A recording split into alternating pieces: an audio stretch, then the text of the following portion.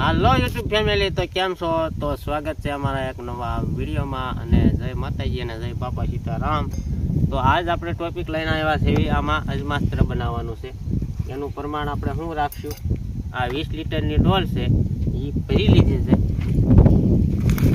અને એની માલપા આપણે 25 ગ્રામ અજમો નાખવાનો છે. આપણે અજમામાં પહેલાં તો અજમાસ્ત્રમાં અજમો, હિંગ અને હળદર, આ 3 વસ્તુ જોઈશે.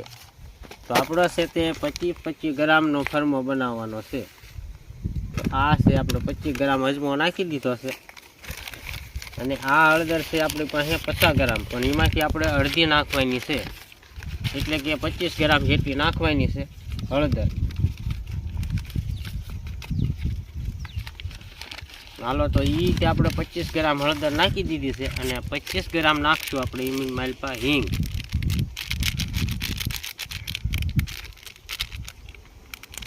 આ 50 ગ્રામનું પેકેટ છે, એને આપણે અડધું જ નાખવાનું છે.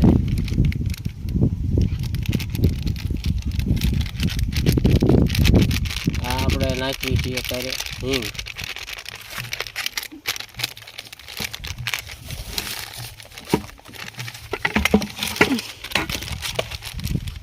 તો આપણે આ 3 વસ્તુ નાખી દીધી છે, 25 ગ્રામ. 25 ગ્રામ હળદર, 25 ગ્રામ હિંગ અને 25 ગ્રામ અજમો. તો એ આપણે નાખી દીધી છે. અને આપણે હવે આ લાકડીના મદદથી આપણે એને હલાવી વાળીશું.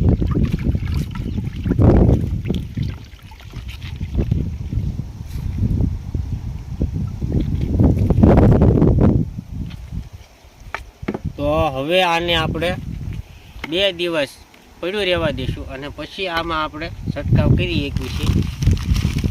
તો એનો છંટકાવ આપણે કઈ રીતના કરવાનો છે એ રીતે આપણે થોડું સમજી લઈએ.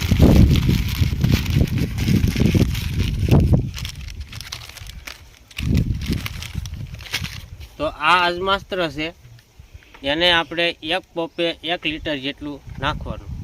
અને એની માલપા 100 ગ્રામથી 200 ગ્રામ જેટલું દૂધ નાખીને 1 પોપ ભરી લેવાનો. અને પછી આપણે એનો છંટકાવ કરી શકીએ. તો આ આપણે શેમાં કામમાં આવે એ પણ તમને જણાવી દેવી કે આપણે મોલો, મચ્છી, થ્રીપ્સ, કાળી મચ્છી કે સફેદ મછલી અને લીલી પોપટી, આ એમાં આપણે આ કાયમ લાગે છે.